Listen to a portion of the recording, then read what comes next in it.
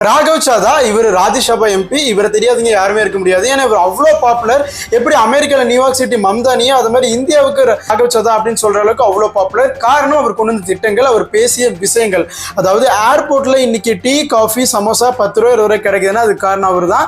Plus delivery partners, அதாவது இந்த 10 நிமிஷத்துல டெலிவரி பண்றவங்கிற பேர்ல ஜொமேட்டோ, இந்த மாதிரி ஸ்விக்கி, அது போக பிளிங்கிட், இந்த மாதிரியான டெலிவரி பார்ட்னர்ஸ் எவ்வளவு கஷ்டப்படுறாங்க அப்படின்னு அவங்களுக்காக பேசியிருப்பாரு.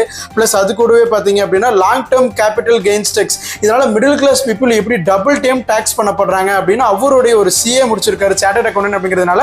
அதை வச்சு மக்களுக்கு தேவையான பிரச்சனைகளை பேசியிருப்பாரு. அதாவது மக்கள் அன்றாட வாழ்க்கையில ஃபேஸ் பண்ணக்கூடிய ப்ராப்ளத்துக்காக குரல் கொடுக்கறனாலையும் அதை இன்ஸ்டால ரொம்ப பாப்புலரா அவர் இருக்கிறதுனாலையும் எல்லாருக்குமே தெரிஞ்ச மக்களோட நம்பிக்கையை பெற்ற ஒரு எம்பியா இருந்தாரு. ஆனா இன்னைக்கு இப்போ அவர் பிஜேபி பார்ட்டியில போய் ஜாயின் பண்ணிட்டாரு. காரணம் என்னன்னா, இவ்வளவு நாள் ஆம் ஆத்மி பார்ட்டியில தான் அவர் இருந்தாரு. அந்த கட்சி ஆரம்ப காலத்துல இருந்து இன்னைக்கு வரைக்கும் நிறையவே உழைச்சிருக்காரு அப்படின்னு சொல்லலாம். இந்த நிலையில பஞ்சாப்ல இருந்து ஜெயிச்சு இப்போ பஞ்சாப் சார்பா எம்பி அங்க இருக்காரு. ஸோ அவர் பார்த்தீங்கன்னா கொஞ்ச நாளுக்கு முன்னாடி அந்த டெபுட்டி ஸ்பீக்கர் அப்படிங்கிற போஸ்ட்ல இருந்து பதவி பார்த்தீங்கன்னா விலக்கி இருந்தாங்க ஆம் ஆத்மி பார்ட்டியுடைய தலைவர் அரவிந்த் கெஜ்ரிவால். ஸோ அதன் பிறகு பார்த்தீங்கன்னா நிறைய பேசு பொருளானது. ஏன்னா அவர் அதுக்கப்புறம் பார்த்தீங்கன்னா பிஜேபி பற்றி பேசியிருந்த அவரோட ட்வீட்ஸ், வீடியோஸ் எல்லாத்தையுமே டெலீட் பண்ணிட்டாரு.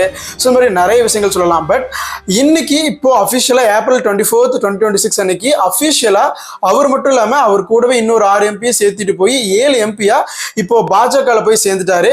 ஸோ இதுக்கு மக்கள் எல்லாருமே ஒரு அதிருப்தி தெரிவிச்சிருக்காங்க. ஏன் இன்ஸ்டாகிராமில் ஒரு அன்ஃபாலோ பண்ணிட்டு இருக்காங்கன்னு சொல்லலாம். 14.6 மில்லியன் இருந்து இன்னைக்கு 12-13 மில்லியனுக்கு வந்துட்டு இருக்கு. ஸோ ரொம்ப கீழே குறைஞ்சிட்டு இருக்கு. மக்கள் அவங்களோட அதிருப்தி தெரிவிச்சிட்டு இருக்காங்க. பட் இதுக்கு ஆம் ஆத்மி பார்ட்டியால எந்த ஒரு நடவடிக்கையும் எடுக்க முடியாது அப்படின்னா எடுக்க முடியாது. காரணம், கட்சி தாவல் தடை சட்டம் அப்படிங்கிறது மூலமா அவங்க நடவடிக்கை எடுக்கலாம். பட் அதுல ஒரு விதிமுறை இருக்கு. 2/3 ஆஃப் த எம்பி ஒட்டுக்கா போனாங்க அப்படின்னா அது இந்த கட்சி தாவல் தடை சட்டத்தினால அவங்க நடவடிக்கை எடுக்க முடியாது.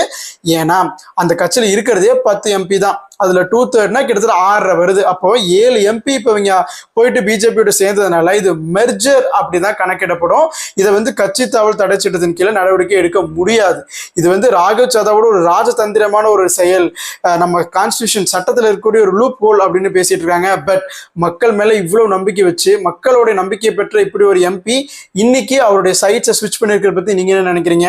கடைசியில அரசியல் இதெல்லாம் சாதாரணப்பா அப்படிங்கிறது உண்மைதான் போல.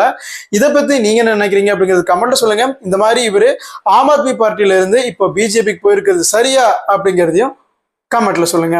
இது நம்ம ஜிகே பைட்ஸ், நான் உங்க ஜிகே.